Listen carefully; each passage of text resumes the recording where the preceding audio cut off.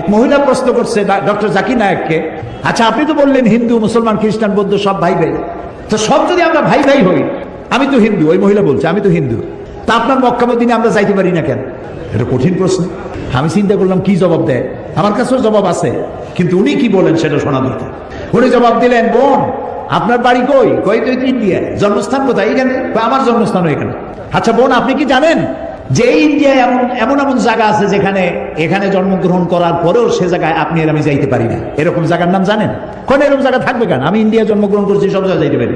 উনি বললেন মোটেই না, এখানে এমন এমন জায়গা আছে যেখানে আপনি আমি প্রবেশ করতে পারবো না, তার নাম ক্যান্টনমেন্ট। ক্যান্টনমেন্টে আপনিও ঢুকতে পারবেন না, আমি ঢুকতে পারবো না।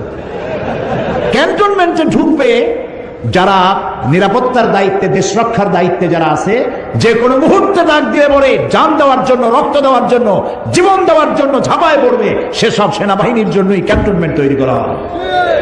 ওখানে আপনি আর আমি যাইতে পারবো না। ইসলামের একটা ক্যান্টনমেন্ট আছে, সেটার নাম মক্কা আর মদিনা। ওইখানে ওই সব লোকেরাই যেতে পারে যারা আল্লাহর জন্য জান দিতে পারে, মাল দিতে পারে, রক্ত দিতে পারে।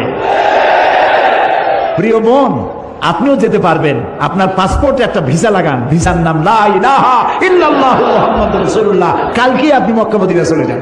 কি সুন্দর জবাব! আমার খালি দোয়াই আসলো যে আল্লাহ তাআলা কি ব্রেন তুমি তাকে দিয়েছো, সুবহানাল্লাহ।